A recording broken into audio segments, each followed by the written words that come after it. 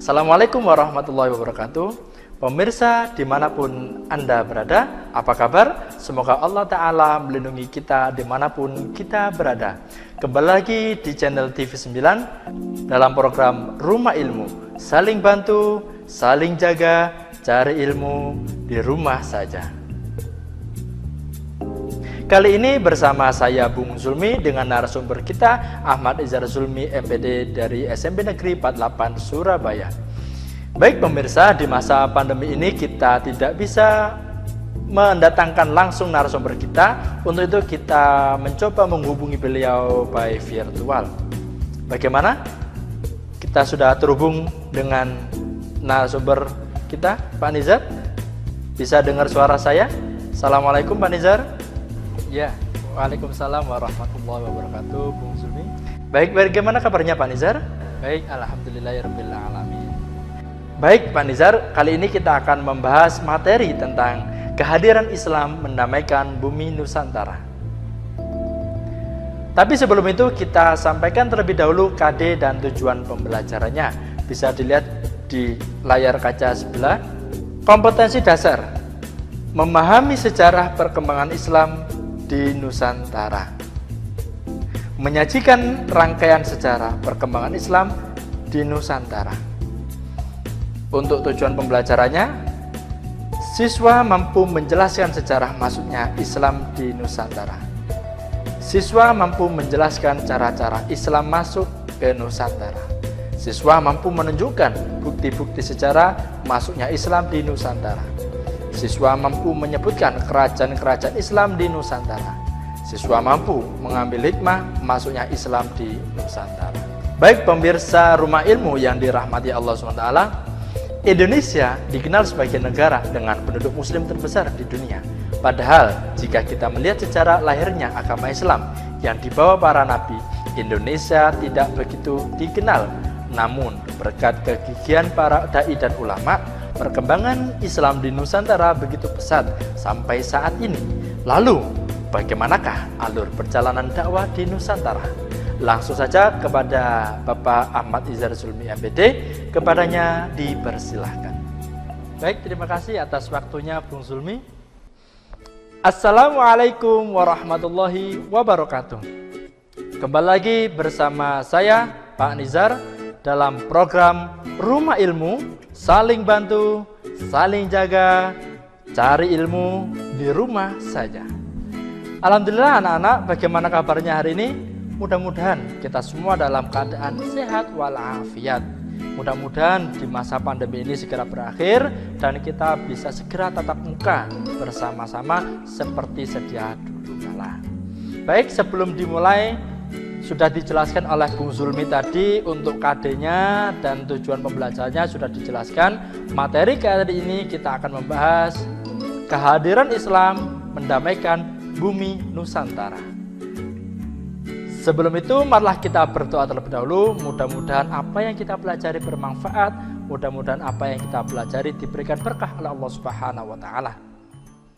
Raditu billahi rabba wa bil islami dina wa bi muhammadin nabiyyan wa rasula. Rabbi zidni ilma warzuqni fahma birahmatika ya arhamar rahimin. Amin. Baik, selanjutnya silakan dilihat peta konsep yang ada di sebelahnya Pak Nizar ini yang akan kita bahas kali ini. Nek duwe konco sregep ngaji, koncone terus ojo lali. Ayo rek gendang ngaji, kanggo sangu bekal mati. Nyiduk banyu saka jero kolah, yen pengin golek ilmu, ayo podo sekolah. Oke, kali ini sebelum membahas kehadiran Islam mendamaikan bumi Nusantara ini, masuknya Islam di Nusantara ada 4 teori. Nah, yang akan kita bahas nantinya. 4 teori. Teori yang pertama teori Mekah, teori Gujarat, teori Persia, dan teori Cina. Dari keempat ini kita akan bahas bersama-sama. Yang pertama, teori Mekah. Menurut teori Mekah, proses masuknya Islam ke Nusantara adalah langsung dari Mekah atau Arab, terjadi pada abad pertama Hijriah atau abad ke-7 Masehi. Para pedagang dari Timur Tengah memiliki misi dagang dan dakwah sekaligus. Bahkan motivasi dakwah menjadi pendorong utama mereka datang ke Nusantara. Orang-orang Arab yang datang ini kebanyakan adalah keturunan Nabi Muhammad SAW yang menggunakan gelar Sayyid atau Syarif depan namanya. Menurut para ahli sejarah, jalur perdagangan antara bangsa Indonesia waktu itu dengan Arab telah berlangsung jauh sebelum Masehi. Itu tadi teori Mekah. Selanjutnya, teori Gujarat. Teori Gujarat mengatakan bahwa proses kedatangan Islam ke Nusantara berasal dari Gujarat pada abad ke-7 Hijriah atau abad ke-13 Masehi. Gujarat adalah sebuah wilayah di India bagian barat, berdekatan dengan Laut Arab.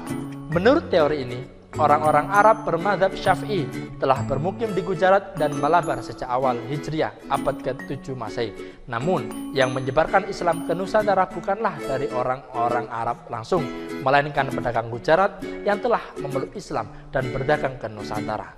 Orang-orang Gujarat telah lebih awal membuka hubungan dagang dengan bangsa Indonesia waktu itu dibanding dengan pedagang Arab. Selanjutnya, teori Persia. Teori Persia mengatakan bahwa proses kedatangan Islam ke Nusantara berasal dari daerah Persia atau Parsi, sekarang disebut dengan Iran. Sebagai bukti adanya kesamaan budaya dan tradisi yang berkembang antara masyarakat Parsi dan bangsa Indonesia waktu itu, tradisi tersebut antara lain adalah tradisi merayakan 10 Muharram atau Asyura. Selanjutnya, teori Cina. Menurut teori Cina, proses kedatangan Islam ke Indonesia khususnya di Tanah Jawa berasal dari para pedagang Cina. Mereka telah berhubung dagang dengan penduduk Indonesia waktu itu jauh sebelum Islam dikenal di Nusantara. Ajaran Islam sendiri telah sampai ke Cina pada abad ke-7 Masehi pada dinasti Tang di daerah Guangzhou, Cina sana. Telah terdapat sejumlah pemukiman Islam. Sebagai pembukti teori Cina ini bahwa Raja Islam pertama di Jawa yakni Raden Fatah dari Bintoro Demak merupakan keturunan Cina. Bukti lainnya adalah adanya masjid-masjid tua yang bernilai arsitektur Cina atau Tiongkok di berbagai tempat di Pulau Jawa.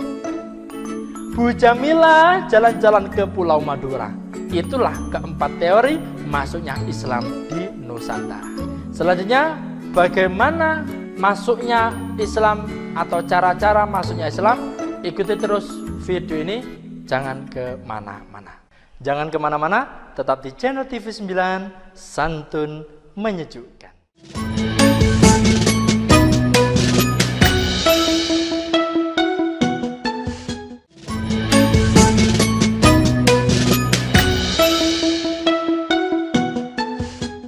Selamat datang kembali di Rumah Ilmu. Saling bantu, saling jaga, cari ilmu di rumah saja.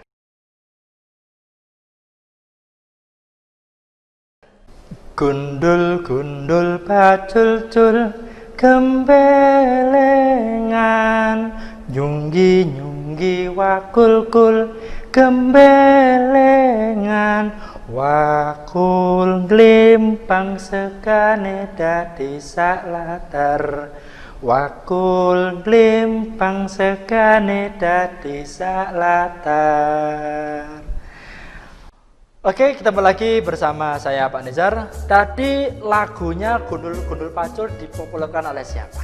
Mungkin yang di rumah sudah pernah mendengar lagu seperti ini. Dipopulerkan oleh Sunan Kalijaga. Ini. Tapi ada makna tersendiri Gundul-Gundul Pacul tadi. Ini apa maknanya? Kalau punya kekuasaan, punya jabatan, ketua kelas atau ketua OSIS, jangan jadi sombong. Karena ketika wakul glimpang, semuanya rata. Sekane dadi saklatar, wakul glimpang sekane dadi saklatar. Semuanya sama. Bila jabatan itu sudah selesai, bila jabatan ketua OSIS, ketua kelas sudah selesai, semuanya sama. Jadi kalau sudah menempuh derajat yang tinggi, jangan menjadi sombong. Oke, pada segmen yang kedua ini Pak Nizar kenalkan beberapa tokoh Wali Songo. Ya, Wali Songo mungkin ada yang sudah tahu, ada yang belum. Pak Nizar juga kenalkan tokoh-tokohnya. Kita lihat di latar sebelah ini. Nah, Foto yang pertama, Sunan Maulana Malik Ibrahim atau Syekh Maghribi yang diduga berasal dari Persia dan berkedudukan di Gresik. Foto yang kedua, Sunan Ampel atau Raden Rahmat berkedudukan di Ampel, Surabaya. Nah, kita lihat foto yang ketiga, Sunan Bonang atau Raden Maulana Maghdum Ibrahim, putra dari Raden Rahmat, Sunan Ampel. Ia tinggal di Bonang dekat Tuban. Foto selanjutnya, Sunan Giri atau Prabu Satmata atau Sultan Abdul Fakih yang semula bernama Raden Paku berkedudukan di Bukit Giri dekat Gresik. Selanjutnya, Sunan Derajat atau Syarifuddin juga putra dari Sunan Ampel dan berkedudukan di Derajat dekat Sedayu, Surabaya. Foto selanjutnya, Sunan Gunung Jati atau Syarif Hidayatullah atau Syekh Nurullah berasal dari Pasai sebelah utara Aceh yang berkedudukan di Gunung Jati, Cirebon.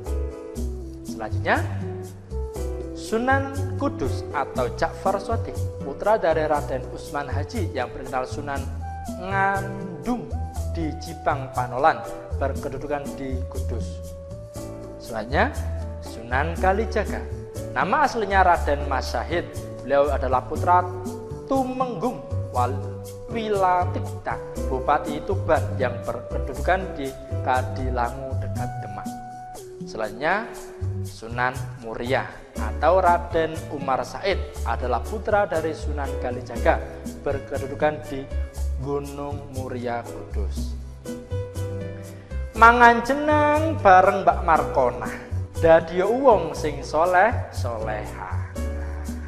Itu tadi beberapa tokoh-tokoh ulama kita, Wali Songo yang patut kita teladani berkat beliau penyebaran Islam di Nusantara tersebar luas hingga saat ini. Selanjutnya, bagaimana sih cara masuknya Islam di Nusantara ini?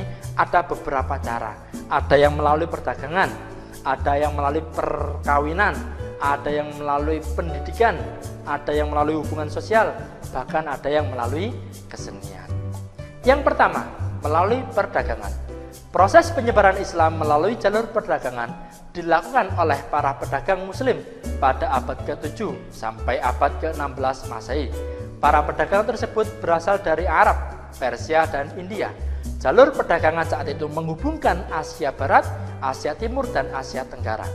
Para pedagang muslim menggunakan kesempatan itu untuk berdakwah, menyebarkan agama Islam. Mereka memiliki akhlak mulia, santun, dapat dipercaya, dan jujur. Hal inilah yang menjadi daya tarik sehingga banyak penduduk Nusantara secara sukarela masuk Islam. Banyak pedagang muslim yang singgah dan bertempat tinggal di Nusantara waktu itu. Sebagian ada yang tinggal sementara, ada pula yang menetap di Nusantara. Lambat laun tempat tinggal mereka berkembang menjadi perkampungan muslim. Selanjutnya yang kedua, melalui perkawinan. Sebagian pedagang Islam tersebut ada yang menikah dengan wanita pribumi, terutama putri bangsawan atau putri raja. Dari pernikahan itu mereka mendapat keturunan. Disebabkan pernikahan itulah banyak keluarga bangsawan atau raja masuk Islam. Sehingga para pedagang tersebut menetap dan membentuk perkampungan muslim dan disebut pekojan atau perkampungan pekojan banyak dijumpai di beberapa kota di Indonesia hingga saat ini.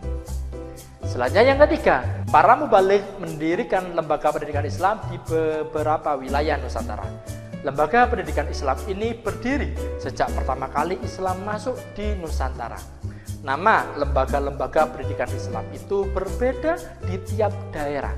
Di Aceh misalnya, lembaga pendidikan Islam di sana dikenal dengan nama Meunasah, Daya, Rangkang. Sedangkan di Sumatera Barat dikenal dengan adanya Surau. Di Kalimantan dikenal dengan nama Langgar. Sementara di Jawa dikenal dengan Pondok Pesantren. Di sanalah berlangsung pembinaan, pendidikan, dan kaderisasi bagi para santri yang memperdalam ilmu agama Islam.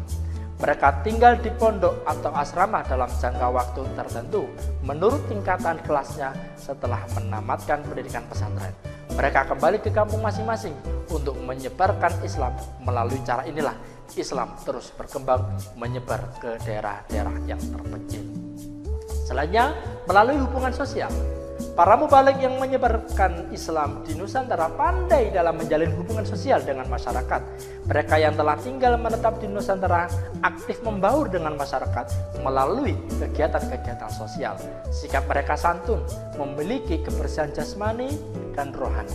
Mereka memiliki kepandaian yang tinggi serta dermawan, silaturahmi, bekerjasama gotong royong. Mereka melakukan bersama penduduk Nusantara dengan tujuan menarik simpati agar masuk Islam. Pada kesempatan tertentu, mereka menyampaikan ajaran Islam dengan cara bijaksana, tidak memaksa dan merendahkan.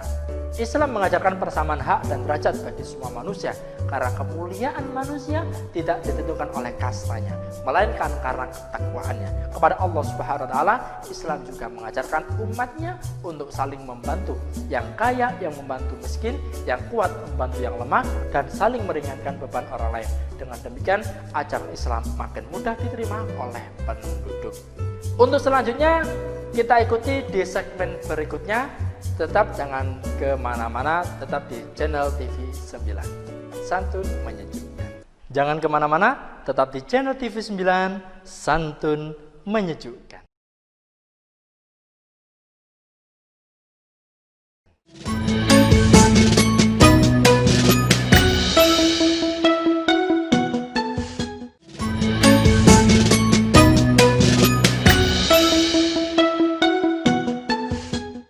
Selamat datang kembali di Rumah Ilmu. Saling bantu, saling jaga, cari ilmu di rumah saja. Selanjutnya, cara dakwah Islam melalui kesenian.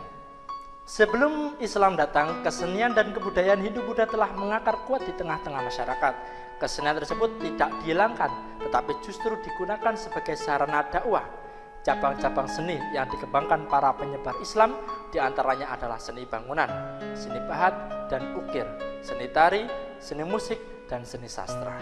Seni bangunan misalnya masjid, mimbar, dan ukiran-ukirannya masih menunjukkan motif-motif seperti yang terdapat pada candi-candi Hindu atau Buddha. Demikian pula dengan pertunjukan wayang kulit, mereka tidak pernah meminta upah atau menggelar pertunjukan. Penonton atau pengunjung gratis menyaksikan pertunjukan tersebut. Penonton hanya diminta agar mengikutnya ucapkan 2 kalimat syahadat. Hal ini berarti para penonton telah masuk Islam. Sebagian besar cerita wayang kulit dikutip dari cerita Mahabharata dan Ramayana, namun sedikit demi sedikit dimasukkan nilai-nilai ajaran Islam.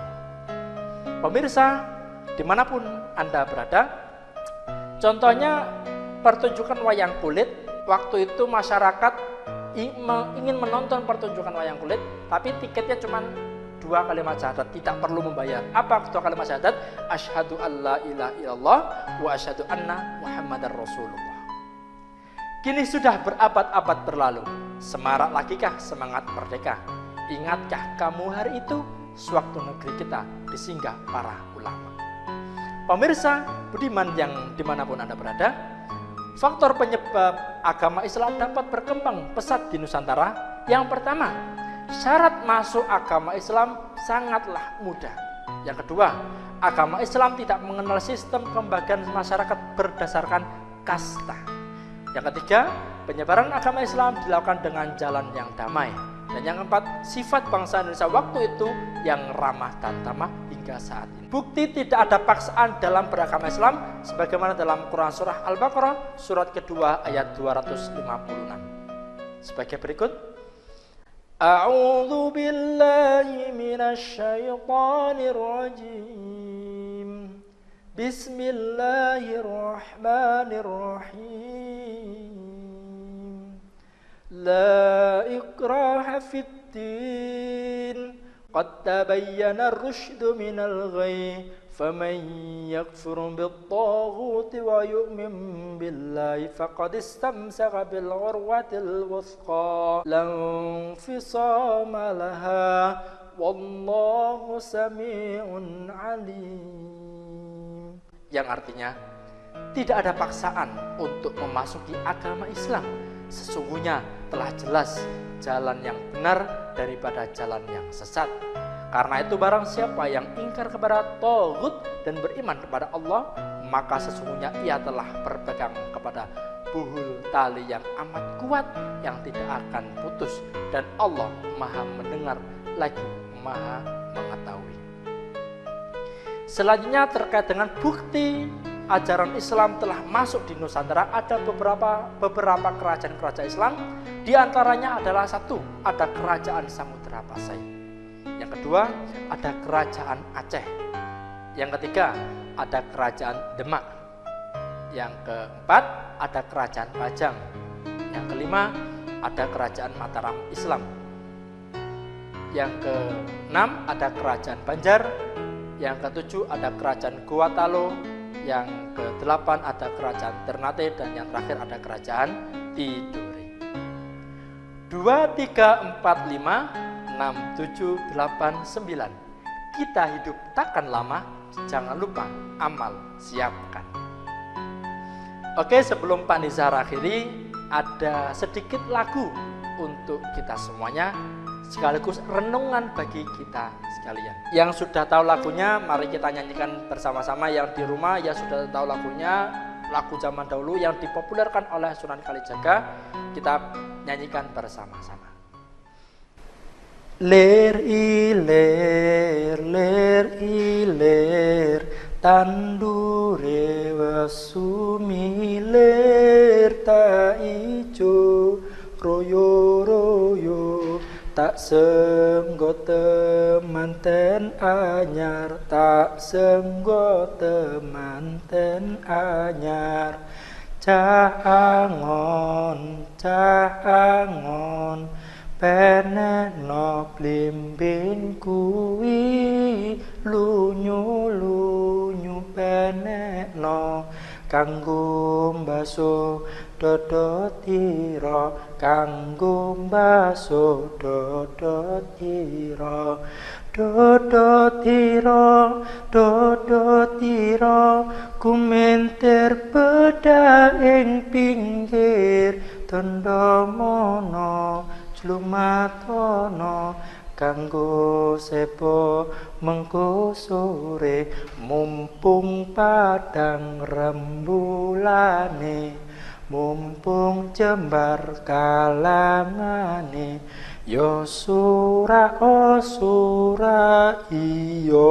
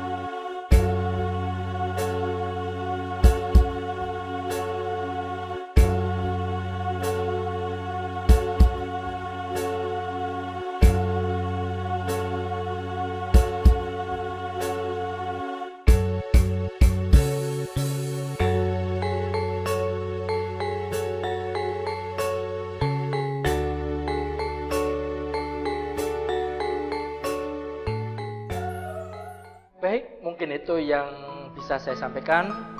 Kurang dan lebihnya mohon maaf. Kesalahan ada pada diri saya dan kebenaran hanya milik Allah Subhanahu wa taala. Kurang dan lebihnya mohon maaf. Wassalamualaikum warahmatullahi wabarakatuh.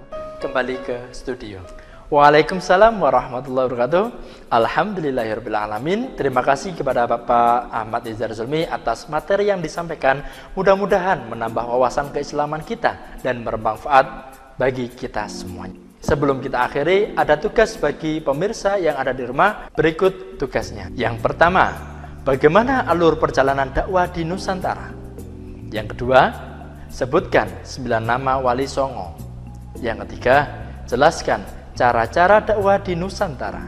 Yang keempat, sebutkan kerajaan-kerajaan Islam di Nusantara. Yang kelima, jelaskan hikmah dalam mempelajari kehadiran Islam mendamaikan bumi Nusantara. Dan yang keenam, bagaimana cara Anda berdakwah sebagai siswa. Silakan tugas ini dikomunikasikan dengan gurunya di sekolah masing-masing. Baik, akhir kata saya Bung Zulmi undur diri. Assalamualaikum warahmatullahi wabarakatuh.